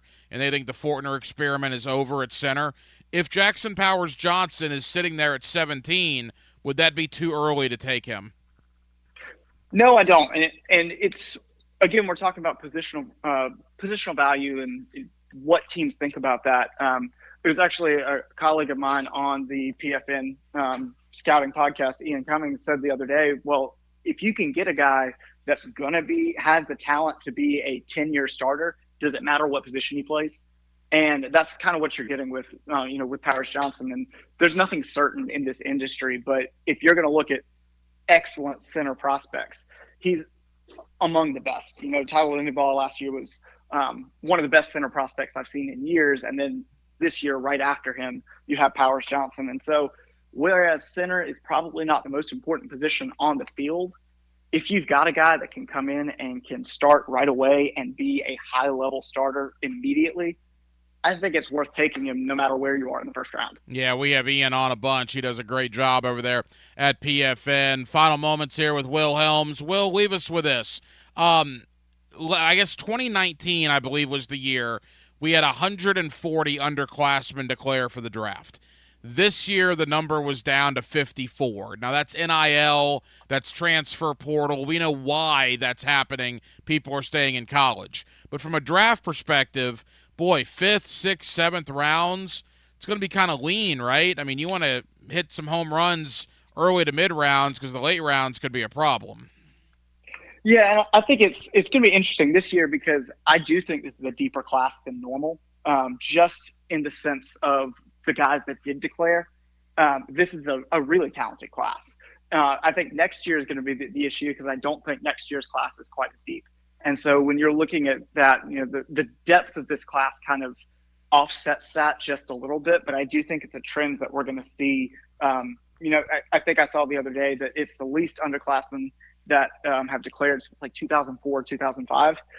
Teams are going to have to really be good in their scouting departments and be able to find those late round finds. It's not like hitting on a 7th rounder is super common anyway, but having to find a really good player day 3 when there's slim pickings is going to be difficult for every team. Will, tell the good folks here in Jacksonville about College Football Network and what they can expect when they head on over to the website. Absolutely. So we are in the midst of our off-season content. We are looking at going through the combine right now, going through the draft, but also looking at those things for next year. So looking at things like quarterback battles in the spring, looking at things like who is returning. There are so many transfer portal. There's so much with recruiting right now. Who is returning? Who are going to be the top players this year? And we cover every corner of college football. We cover all now 134 FBS teams, thanks to Kennesaw State this year. So they can be looking at, we've got lots of content coming out all the way up until we start the season. And then, of course, in season, we are loaded with content. Oh, that's terrific, man. Next time we have you on, we'll do a tutorial on the Florida Gators because they got problems their own right with that schedule coming up here in 2024. Will Helms of College Football Network. Will, really enjoyed the conversation, man. This is the first time you and I have talked. It won't be the last. Thank you, my friend. Absolutely. I appreciate you having me on. Watch the madness live Friday with XL Primetime from Top Dog Tavern in Bartram Park. Then the fun continues with the Frangie Show live from String Sports Brewery on North Main Street. It's hoops, food, and fun Friday during the first round. Bueller Air Conditioning presents Are You Cool? Today's lucky contestant, a cheese negotiator from Jacksonville, Florida. Meet Margaret Drent. How do you like my costume, Bob? I'm Gruyere. Well, you smell great, Margaret. But here's your question. What's wrong with your air conditioner when you hear this sound? Oh, that's a toughie. Are you sure you don't want me to tell you the suggested retail price of a box of Rice-A-Roni? 5 seconds, Margaret. Is it a compressor motor starter failure? That's right, Margaret. And if you call the coolness experts at Bueller Air Conditioning, we can fix that faulty AC to make sure that you are cool. It's surprisingly stuffy inside a giant cheese. You signed the waiver, Margaret. Stay cooler with Bueller. Visit BuellerAir.com. Why live with foot or ankle pain? If you have persistent pain, numbness, tingling, burning pain on the bottom of your foot, or swelling that doesn't improve with home treatment, it may be time to see Jacksonville Orthopedic Institute. Our foot and ankle specialists have innovative new options to help you get back in the swing of things without persistent pain that slows you down. Call JOI 2000 or go to joionline.net for an appointment. Dave Binion here with my son Ammon, who is the air duct cleaning manager at Zero Res. So Ammon, you may notice a little rattle in my voice and some puffiness in my eyes. That's because allergy season is coming on.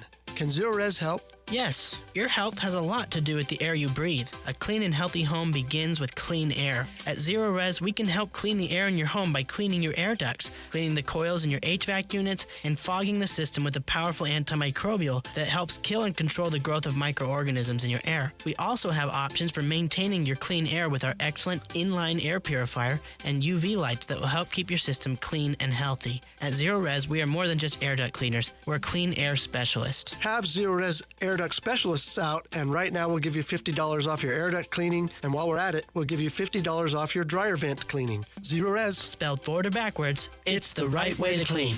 CEROREC.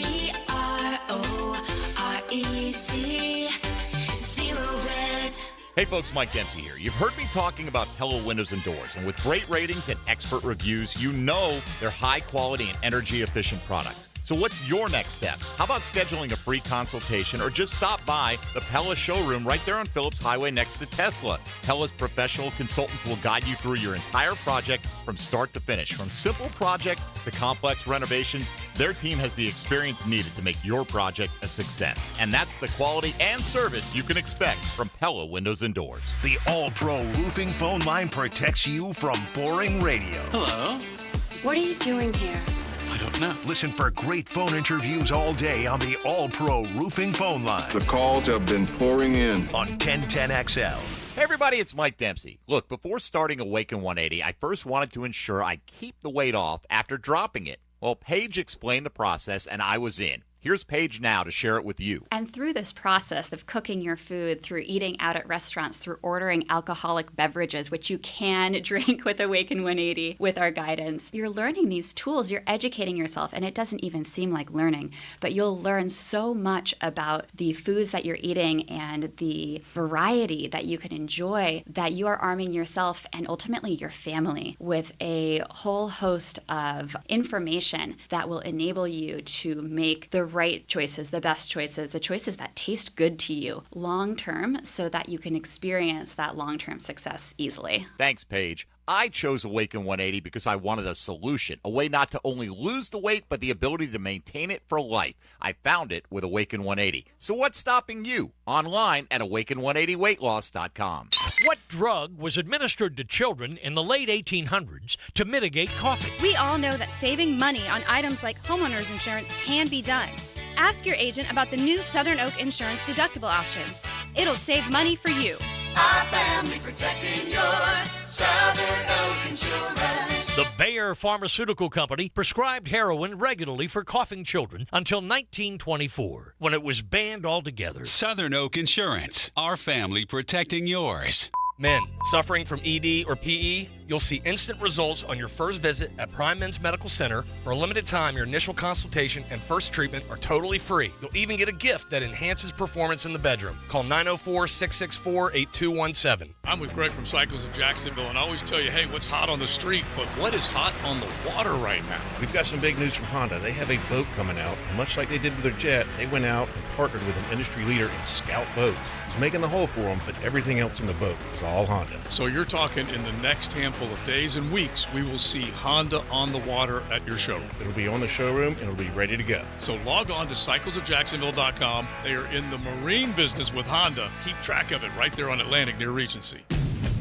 What makes a Honda certified pre-owned vehicle so special? 182-point inspection, 24/7 roadside assistance, first-year free oil changes, and a 7-year, 100,000-mile warranty for carefree driving backed by American Honda. Visit your local Honda dealer today. 1010XL is presented by Farah and Farah, exclusive injury law firm of the Jacksonville Jaguars. Protecting you and your family. Call 396-5555. Jacksonville.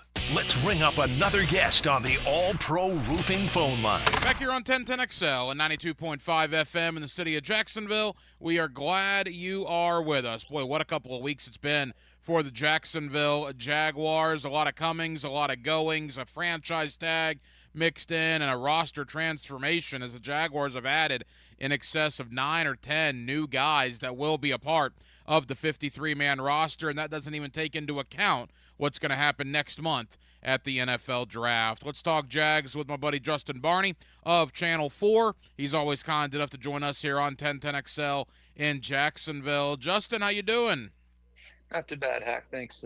Coming off a tough week of players, and you get paid to watch golf, so that's a challenging one. But yeah, a lot of Jaguars news to follow up after the golf week, and a lot of it to discuss. Yeah, it's a great time of year. I mean, you got the NCAA tournament, we got the players, as you mentioned, with an unbelievable finish with Scotty Scheffler winning for the second year in a row, and then the Jaguars, Justin, have been maybe the most active team in free agency. Before we look at the moves individually, just your thoughts on what the Jaguars have done here in totality over the last 10 days. I like it. I mean, they hit some significant positions of need. I think at center was the biggest one for me going into the offseason, followed by interior defensive line help, and they addressed both of those. A lot of moves, kind of a lot of slide moves too. You had a Ronald Darby, a veteran in the secondary, to replace Darius Williams, and just some moves that may not send the shockwaves to the fan base, but some much needed moves to bring stability to that offensive line, to bring a little bit of reinforcements at receiver, and shoring up that interior defensive line. So a lot of shrewd moves and a couple big moves that I really liked. You obviously covered Mac Jones when he was the quarterback at Bowles. He now comes back home after a failed experiment there with New England. What's your thought on Mac Jones coming back to Jacksonville? I love it, and I wish I was at the press conference last week to chat with him. It's been a while since I've talked to Mac, and a great kid in high school, great family, and people in high school. I covered Mac for his time in Bowles, and I never thought he was Alabama type quarterback, just because you saw such little sample size of him on the high school football fields on Friday nights. I mean, those Bowles teams that he was on were so good that Mac did not play a lot in the second half of those games. I mean, he was on the bench a lot of times early third quarter because Bowles was up so big in those games. And, he was committed to Kentucky originally, ended up signing with Bama, was a finalist for the Heisman Trophy, and of course parlayed that into a first round draft pick. And didn't work out in New England, but I love the move because, again, it's low risk and the potential for a bigger payoff. And, if whoever's the loser of the backup quarterback battle in training camp, I mean, Jacksonville could flip a Beathard or flip a Mac Jones to another team and really probably recoup that sixth round pick and a little bit more. If you look around the league in terms of starting quarterbacks, backup quarterbacks, it's amazing that some guys keep getting chances. The Sam Darnolds, the Blaine Gabbert types, and I think Jacksonville really made that shrewd move. I think you got to commend Trent Baalke for bringing a guy like Mac Jones in. I think it's low risk, high upside move, and I love that move. You know, it's probably just a coincidence. Again, we're here with Justin Barney of Channel 4, because you look over the years, different GMs, different coaching staffs, but whether it's, D. Webb, Shaq Quarterman, Mac Jones, Rashean Mathis, Darius Williams, there's a lot of guys, Justin, that have found their way playing for the Jaguars that played under the Friday Night Lights here in Northeast Florida. Yeah, and even last year with DaQuan Jackson, former Lee Riverside star over there. He was on the practice squad last season, and really cool to see some of the guys. I mean, even, K1 Jake's getting a cup of coffee during training camp one year, former St. Augustine quarterback / receiver. A lot of guys have come in here, and I think that's cool. And I don't think a lot of times, I think teams, just will bring them in a sense because they have the local cachet, but I think that's more old school now. I think the guys Jacksonville's brought in can play from the area. The Darius's, those kind of guys, DaQuan Jackson's could play, and really cool to see that. I mean, guys you covered in high school, guys who are natural and local to the area. I think fans can really relate to those guys, and it's cool to see a guy like a Mac Jones or DaQuan Jackson back in their hometown. We'll talk about the additions in a moment. Let's first talk about Ridley going to Nashville. They're fired up in Tennessee, as you can imagine. It was a money grab, and Calvin, to his credit, basically said as much last week when he was introduced. He said the money was really good, and as to why one of the reasons he signed with the Titans. But what did you make of that whole situation last week? Yeah, I mean, you wanted Calvin back naturally. You gave up a third-round pick, a fifth-round pick for him, would amount to 17 games. Unfortunately, that's a lot to give up for just one season rental of a guy. So disappointing they weren't able to bring him back. I think a lot of people wanted Calvin back because you knew what you were getting with him, and I think he would be better in his second year. I mean, he said as much in the final availability in the locker room after the season. And hey, I'll be better. I'll have that comfort with Trevor, like an Ingram, like a Christian Kirk have, being back here another year. So you can't blame Calvin. I mean, he's 30 years old when the season begins, and this is a contract that's going to set him and his family up for life. So you can't blame a guy for taking $50 million guaranteed. And even if it rubbed fans here the wrong way, Calvin did what was right for him, and you can't fault him for that. But I think if you're Jacksonville, just the move in general, by not being able to bring him back, by letting him get to free agency and to be able to talk to teams like the Titans or the Patriots, and having those numbers thrown at him, kind of like Jawan Taylor a year ago. I mean, Jacksonville just can't let the guy they want to keep talk to those other teams because a lot of money to throw at guys with that salary cap increase. And Jawan last year, Calvin this year, perfect examples of that. So I think Jacksonville needs to shore up that receiver position. I don't like going into the season with just Gabe Davis, Christian Kirk, and Zay Jones as your top three guys. You got to add an alpha to that position, I think, through the draft or even through a sign and trade kind of deal. You know, it's interesting. The Calvin Ridley news was kind of a gut punch to the Jaguar fan base, as you said.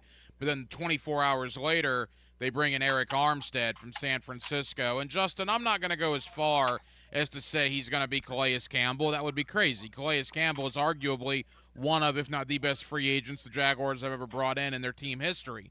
But there are similarities, man. There's no doubt there's similarities. Team captain, NFC West, 9 years somewhere else, 30-plus, coming in to help a young group of guys.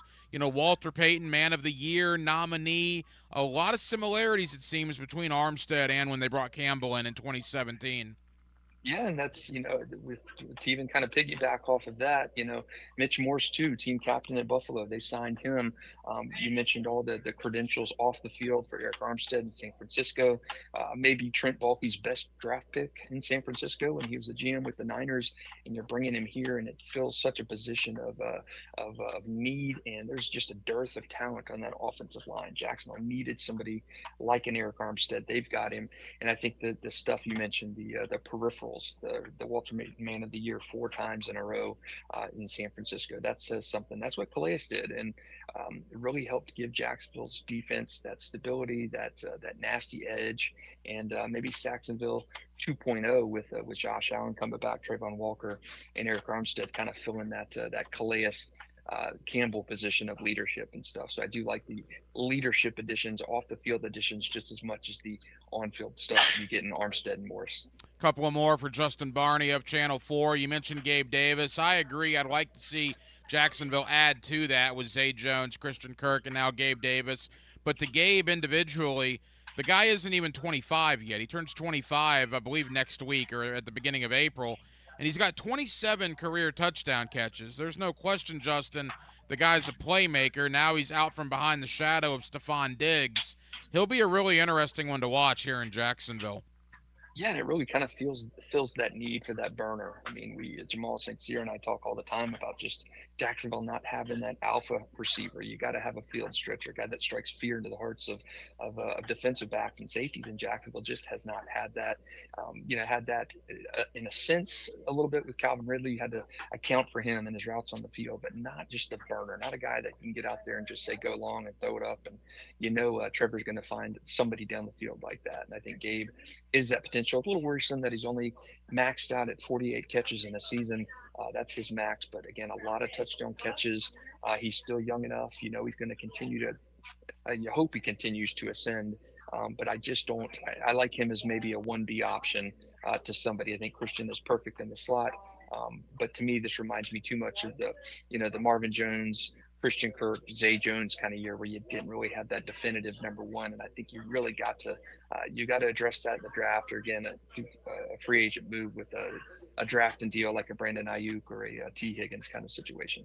Justin, as far as the other guys, Devin Duvernay in, Jamal Agnew out, Darius Williams out, Ronald Darby in, right? Rayshon Jenkins out, Darnell Savage in. They swap kickers with the Commanders. Joey Sly is now here. Brandon McManus is now up there. Are all those pushes, in your opinion, or do you think Jacksonville clearly upgraded in one or two of those spots? I think a push to slight increase. I think Rayshon getting a little bit older, had a better year the year before than he did last season. Darius was good. I wish we could have brought him back somehow in his hometown. I think that would have been cool. Just his salary was a little bit cost prohibitive. So I think upgrades in some sense, and at worst, I mean, if you can get those guys to come in and be a Darius, or maybe a little upgrade over Darius, a little bit upgrade over Rayshon, I think that's good. I think Devin Duvernay has a little bit more upside than Jamal Agnew did as a receiver. So it's going to be tough to replace what Jamal brought on special teams, but you hope Devin can get in there and help offset that loss a little bit. Final moments with Justin Barney of Channel 4. Justin, as we begin to wrap up, the Jaguars walked off the field 72 days ago, and it was deflating, right? They were deflated. The fan base was deflated, probably the biggest collapse in franchise history. Now here we are 2.5 months later. Do you think they're better than they were 72 days ago when they left Nashville? I think they're better in a couple key categories, and I think they're worse in others. I think they're worse at receiver by a step down. I think they're better at offensive line just by the addition of Mitch Morrison. Then the fact that Ezra Cleveland is probably going to be a little bit more healthier this year than he was last season. I think they're better at that spot.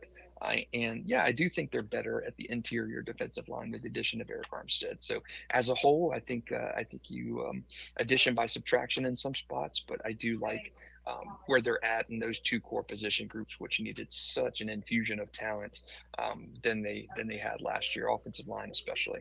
Justin, as we say goodbye, the Bob Hayes Invitational this past weekend, boy, that was a well-attended event. I saw video of that thing. There were a ton of people there. That was certainly a big story. And then I'm seeing a lot of talk about possible pay increases for high school coaches in the state of Florida. I hope that happens, because you and I have talked over the years. Man, that is long overdue. Long overdue, and I don't know how that's going to happen quite yet. I've tracked salaries for about the last 10 years, 11 years, and 40 school districts in our state have given pay raises since then.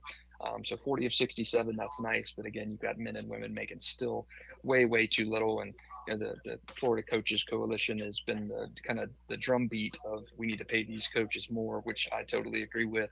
The problem, just knowing this situation with some pretty good insight, is just where is that money coming from? And I don't think you are going to see a pay increase to minimum wage for coaches, because then you're adding hours and stuff to that, and just I don't know where that money's coming from when you're talking about potentially boosting, say in Duval County, a $4,700 football coaching supplement stipend.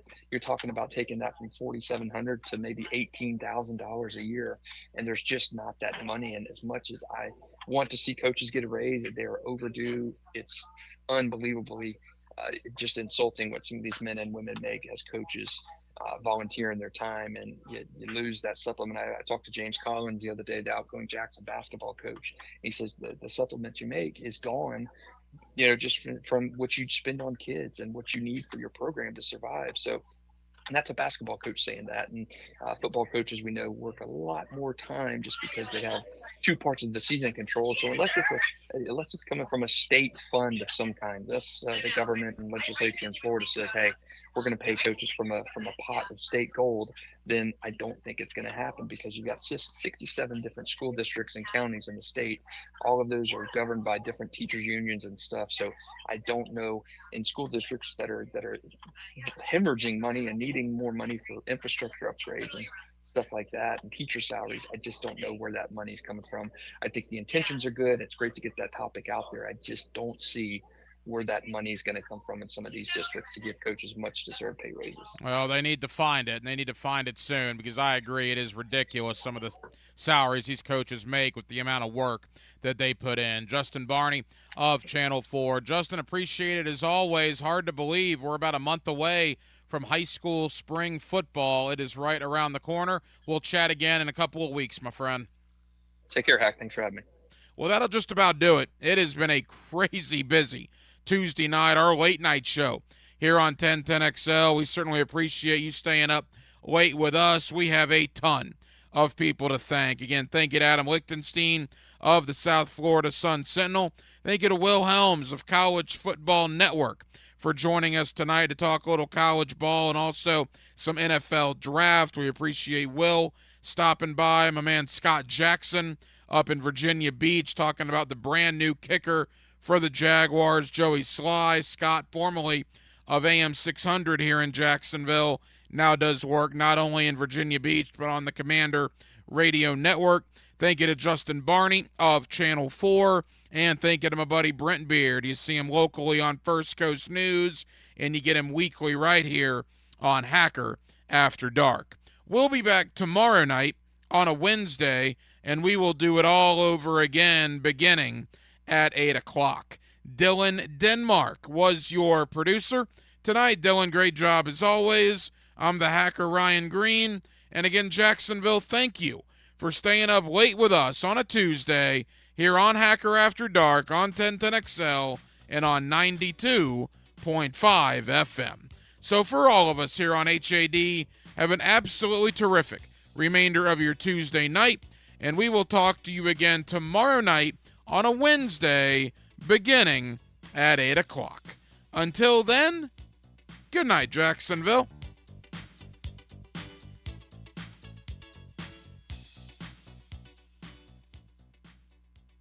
I know what you're trying to do. 1010XL. I'm trying to free your mind, but I can only show you the door. You're the one that has to walk through it. Free your mind. Imagine waking up this time next week and being 100% debt-free.